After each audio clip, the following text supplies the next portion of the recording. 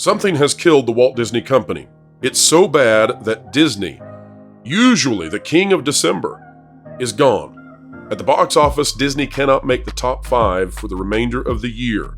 That is amazing. What is perhaps more amazing is that the media is attempting to say that all of Disney's various studios somehow failed simultaneously out of the blue. And that is a theory we just cannot sit idly by and entertain. No, there is something far more insidious and nefarious that has utterly destroyed Disney, something whose tentacles are all throughout the company. There is no other way to explain the absolute collapse of Disney and its disappearance in December.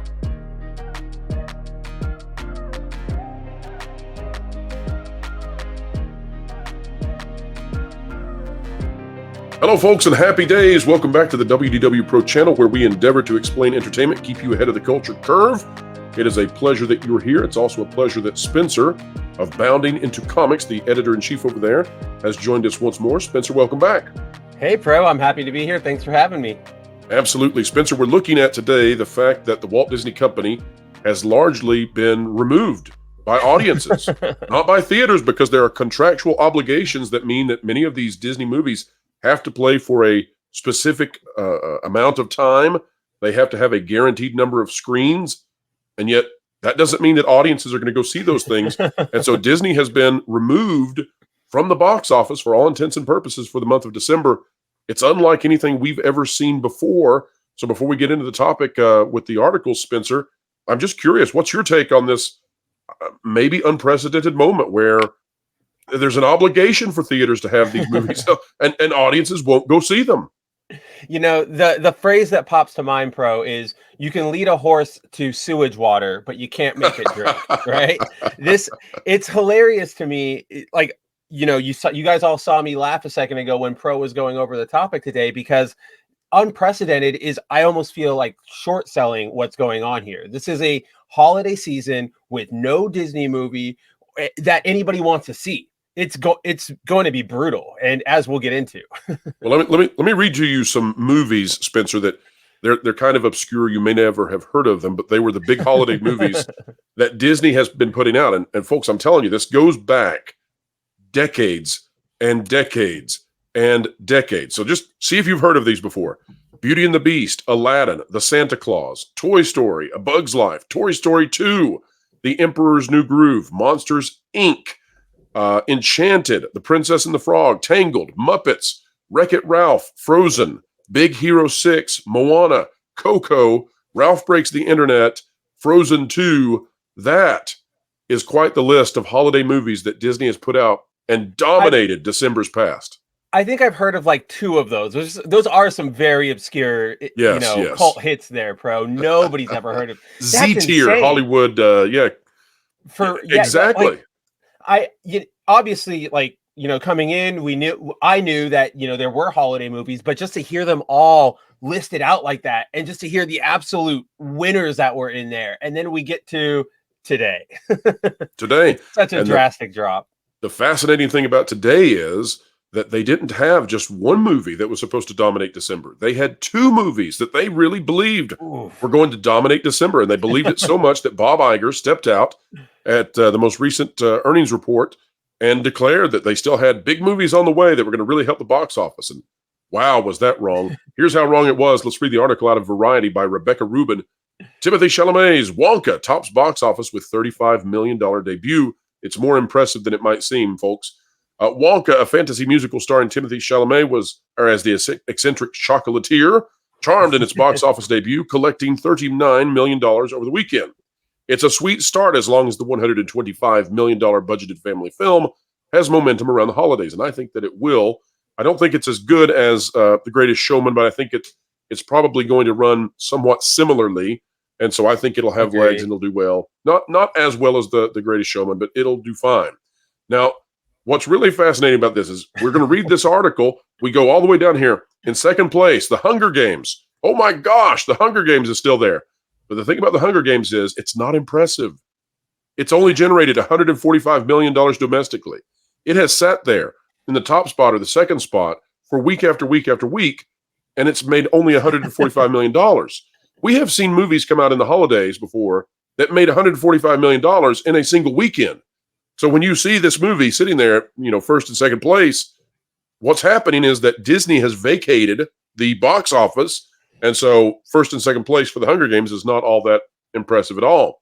The Boy and the Heron, 5.1 million at the third spot. Godzilla -1, 4.8 million at the fourth spot. And by the way, the Japanese releases, awesome. I do think are impressive because of their budgets and because they're being localized in America sparingly. So, for example, Godzilla scrambled for every single screen it could get. Yeah. Godzilla is completely in Japanese. It has English subtitles. Universal, on the other hand, has Trolls Band Together at the fifth spot with 4 million. The amazing thing, Spencer, and I don't think that surely none of us even, as jaded as we are at this point about Disney's possible successes, I don't think even we came to the conclusion that we would be before Christmas looking at box office reports that didn't even mention the word Disney in them. It's a shifting world. I mean, there are so many different angles you can come at this from, right? Part of me wants to go, this is finally Disney, reaping what they've sowed. This is finally everything catching up to them. This is sort of what you get for everything we've seen throughout all the years. I mean, even if we just want to go through this year, right? We had Wish, we had the Marvels. They're not putting out their, they're not putting their best foot forward. So now they're paying the price. Part of me wants to be like that. The other part of me wants to go, oh, this is just nothing. We're getting too excited for nothing. Or I don't even know what I'm trying to say. I want to be optimistic. I definitely do. We know how Disney operates. I think we can be optimistic that this might be a huge ding to them, but I think what I'm unoptimistic about is, will they take any good message or lesson away from this? Will they realize what audiences want to start seeing again? Or are we going to get another, 4 years, 5, 10 years of what we're getting now? And ultimately, Spencer, I think that's, I think you're right. What we're wanting to see is a company respond to the market. And I don't know how you can be someone who is supportive of the marketplace and the economy and not want that. So we're wanting Disney to be responsive. If Absolutely. Disney's not responsive, that's not healthy for the mouse. That's not healthy for the shareholders. That's not healthy for anyone. So, and it's definitely not healthy for our culture if the purveyor of much of our culture and the company which has bought and holds many of our mythos in the West, if it starts spiraling, which I think we're in that spiral now, that's not good for our culture as well, because those items are locked behind, gate kept by Disney. So we don't like that. But I want to posit something to you, Spencer, and that is, I have seen a lot of people in the corporate media. There are a few, I suppose, who are actually trying to figure this out, and they're befuddled. They're befuddled because they haven't listened to us. We're not a reputable source of information for them, and yet they're trying to figure out, how did every single sector of Disney collapse all at once? Like, how is it that Lucasfilm can't put out a movie? Marvel is suddenly a flop factory. Disney Animation can't win, and Pixar is pummeled by the audiences. So how could it be that all four of those could fail? And not insignificantly, I would also say that their theme parks are on the same trajectory now. And so there are a lot of people out there coming to the realization there's something wrong with Disney, and that it's not just a fringe, extreme right-wing push to take them down. And so I want to posit something to the folks out there. So let me show this to you. This is a piece that came out not so long ago from Reimagine Tomorrow. Because if you're looking for the reason that Disney has collapsed such that it's completely disappeared from the box office, you might say to yourself, well, how is it possible for all of their parts to simultaneously fail? That seems improbable. And so that would be improbable if they were isolated. But they're not isolated, because the cohesion in the failure, it has to come from something that transverses all parts of the company. Otherwise, why would it all fail at once? And it has failed all at once. And I would posit that it's this Reimagine Tomorrow that Bob Iger brought in. It was initiated in 2019.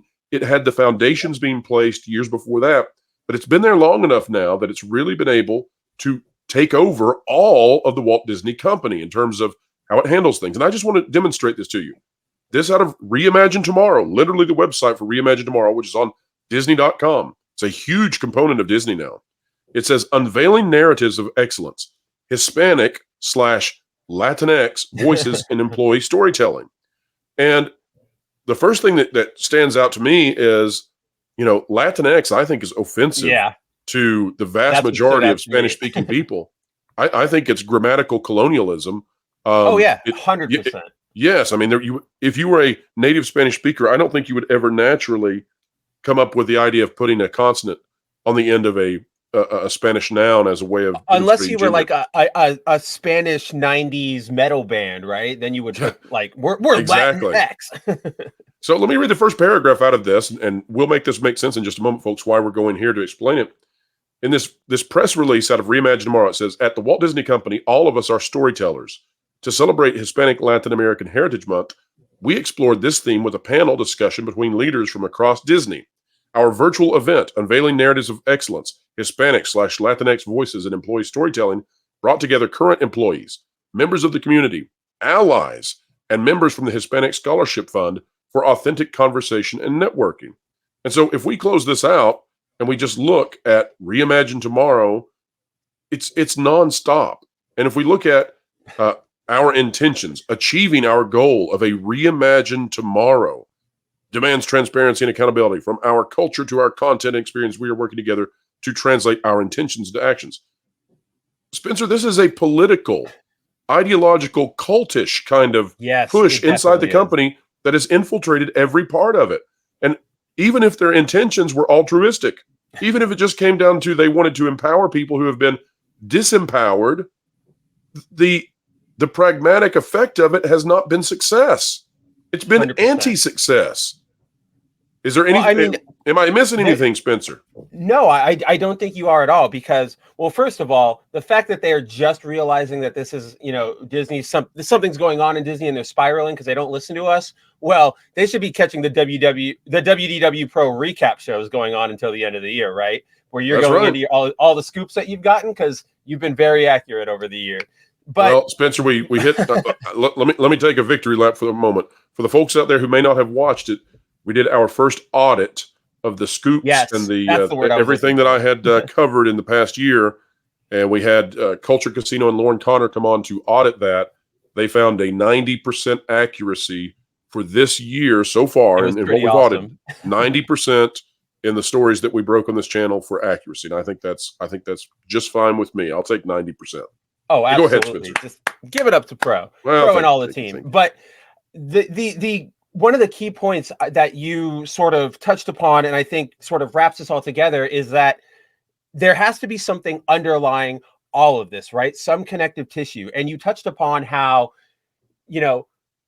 or rather, I touched upon how it's hard to be optimistic and want to believe that some change is coming over at Disney, because we've just seen years and years of them not listening to the market, right? How many people in our sphere or on this show or on that Park Place have gone, okay, everything is failing, everything is dying, but they're not responding properly. Like, what is going on? You're losing billions of money. You're not paying out dividends anymore, but you're still going forward. And I think this is exactly what this is, that key to them going forward, right?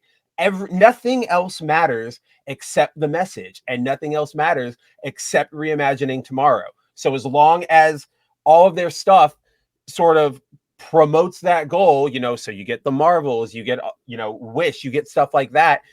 All of that's kind of all they really care about, which the narrative is secondary. Really hard for us. Yeah, exactly. You got it. Right. The quality of the narrative is secondary. And if the market rebuts them, then they have to find a slimy way to go around the market, but they're not satisfied with saying, well, the market has spoken. They just think, how can we repackage this in a way that the market will accept it, because we're never going to get away from this, because it's a quasi-religious belief. Take a look at this. More out of Reimagine Tomorrow. Yeah. Beyond the screen, Spencer, this is where it talks about what they're going to do with the theme parks. And we've been covering this, and we're going to have more coverage of this later today in terms of what is going on with Walt Disney Imagineering. They've destroyed it. And Walt Disney Imagineering now, after just 4 or 5 years of this integration, it can't produce success. This Not even giant surprised. Epcot expansion that they worked on for years, spent $400 million on it. It looks like some sort of urban park out of Southern California. It doesn't look like a theme park. It's not. It's the most bizarre thing. It's You can weird, see that. yeah. It's like you Examples want to of go. content. Let's go to a theme park, and it's just a city block, right? Yes, Like, exactly. Examples of content receiving advisories. This is where they went through and they labeled and oh maligned their yeah, old content. But take a look at this. Our advisory council, and again, folks, the reason we're bringing this up in regards to the box office in December is how else can you explain when a company across completely separated, right? That like there's no real interconnectivity between Disney Animation and Lucasfilm. There's no connectivity between Pixar and Marvel. Like these are separate studios. They're like their own companies. How are they all Yeah. failing simultaneous?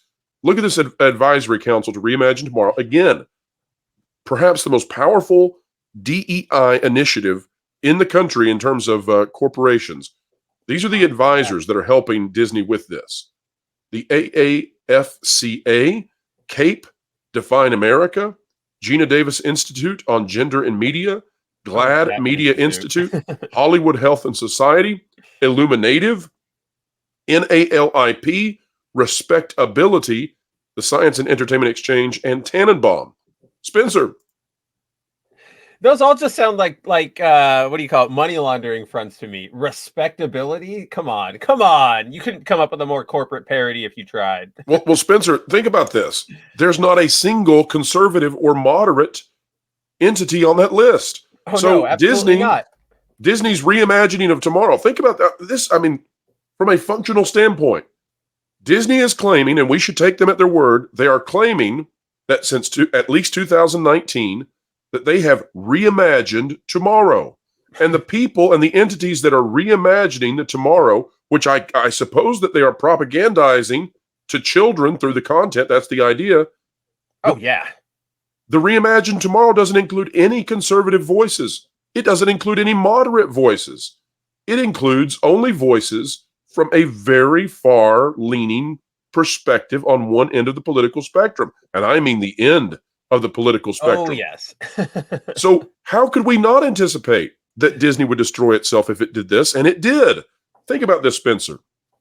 Let's take the media and what they've said at its word, okay? So the media has proclaimed that what has happened here is that Disney has lost the right.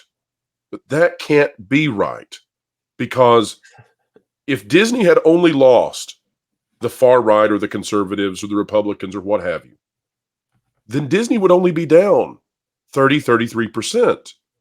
Correct. Disney also had to have lost the moderates, the independents.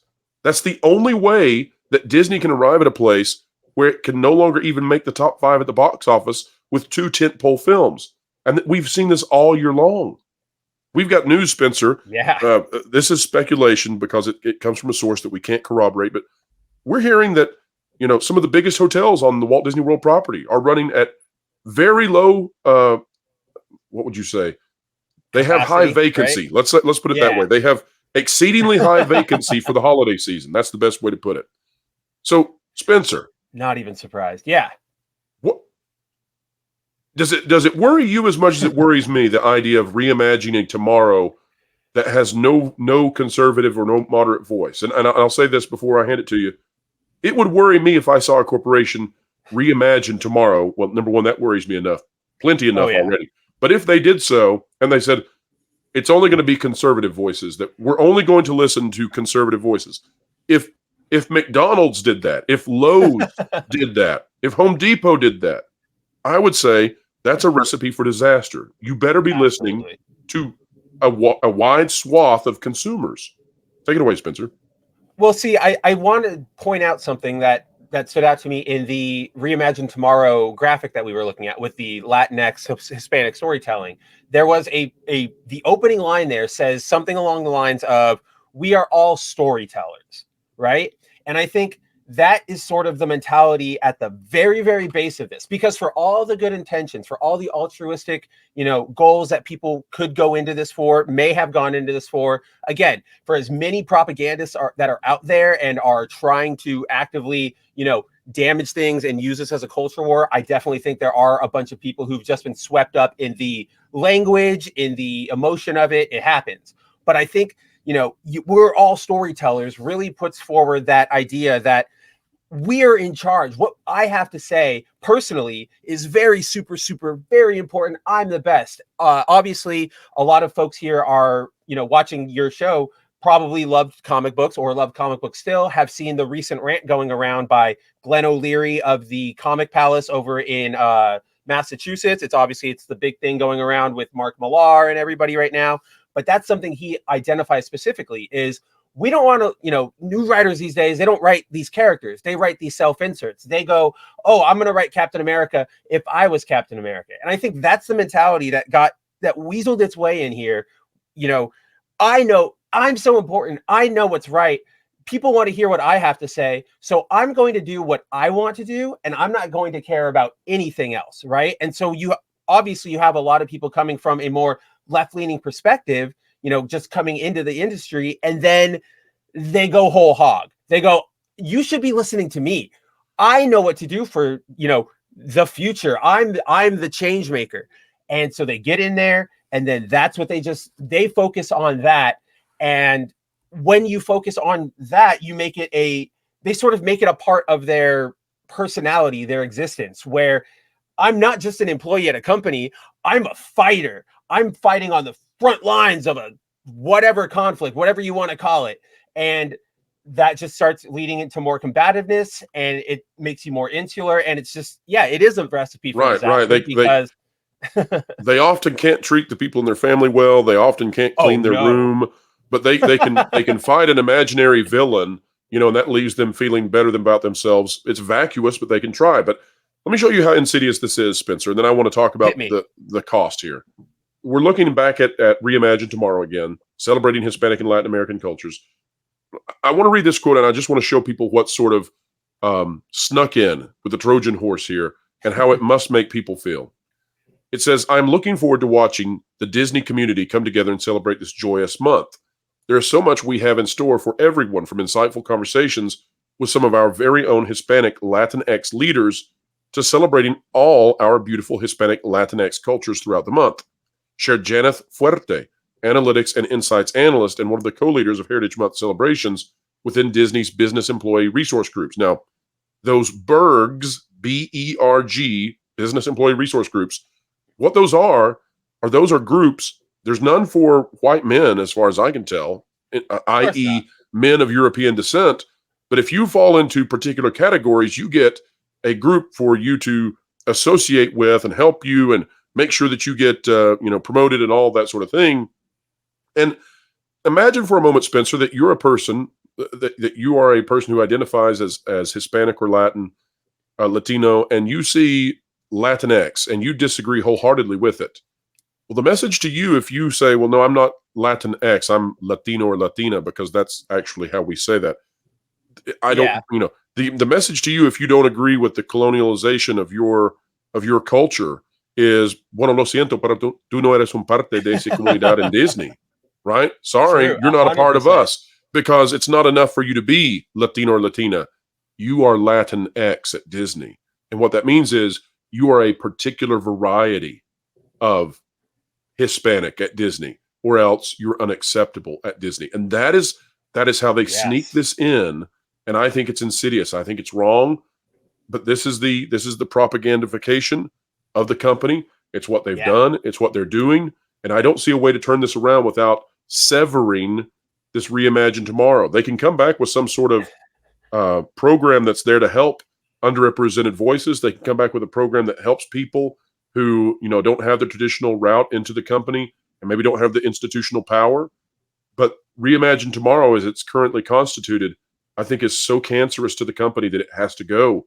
It has destroyed their creativity. It has destroyed their output. It has brought in people who are venomous and vociferously bad and sinister, I think, into the company. We're not talking about race or ethnicity or gender there. We're talking about people with a mindset of what would you say? I don't know what is they sort of don't really care about the Disney legacy or the Disney property, the Constant the Disney resentment, of it all, Spencer. right? Constant It's exactly resentment. what I was going to say. It's constant Yes. resentment, and they want to use Disney as a tool to sort of get back at their, their dads and their bullies from high school. Yep.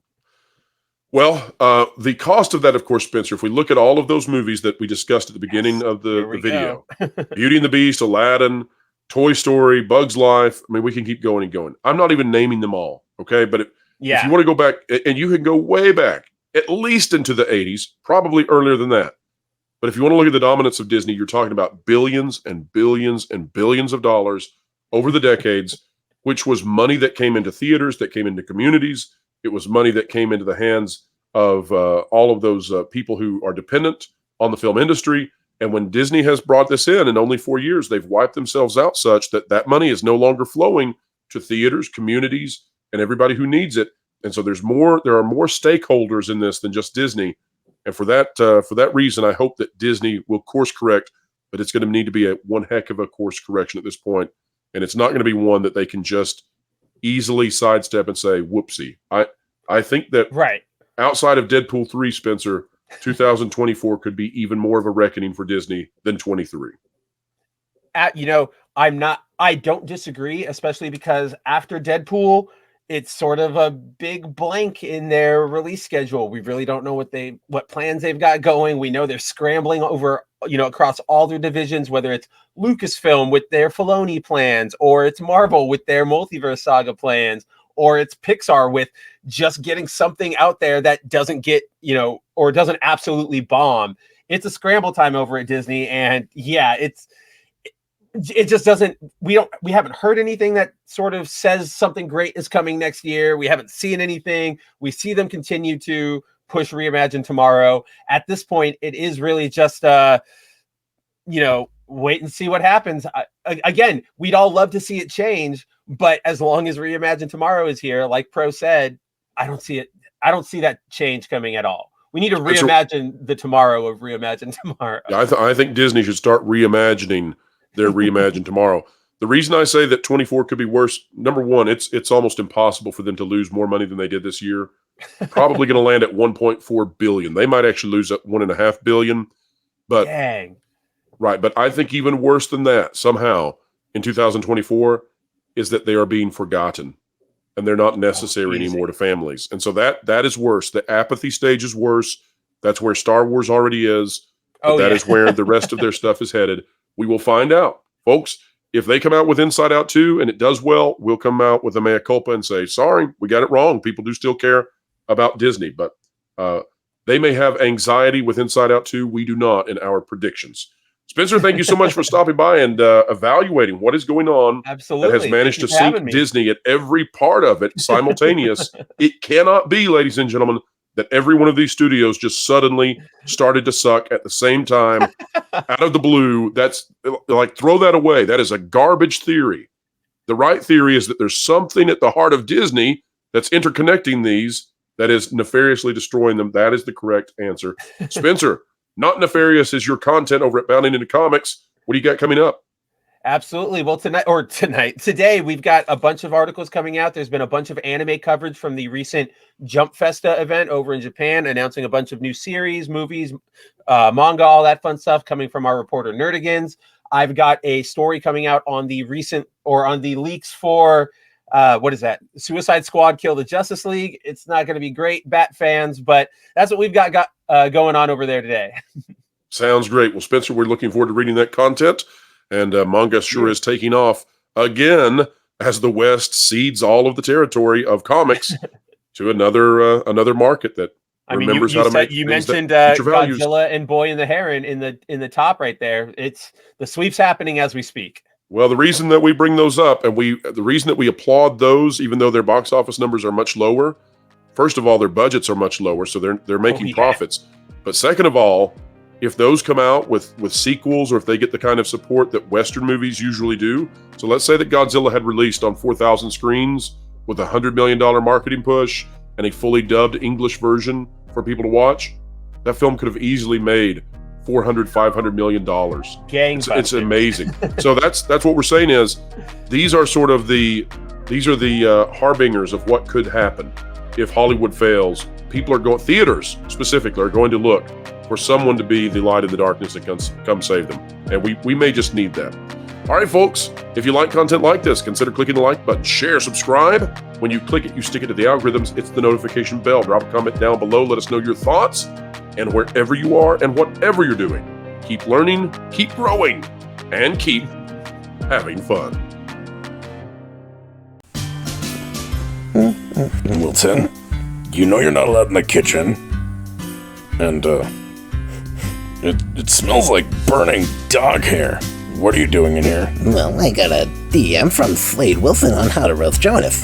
I mean, I didn't bother reading it, because I already have the perfect plan. Wait a minute. So you're challenging Slade? Well, not really.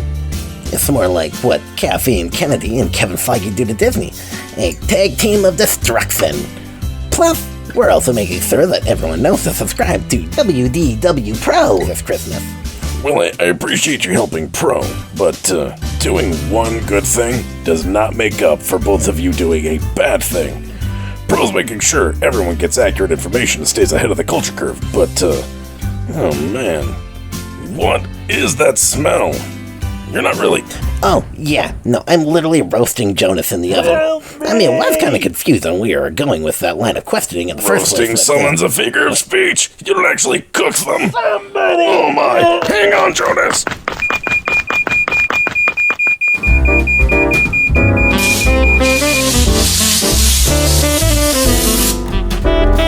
Well, I hope you're happy about what you've done this Christmas, Wilton. You almost ended Jonas. On the brighter side, he looks great with that new tan. I guess you could say I gifted him a nice complexion.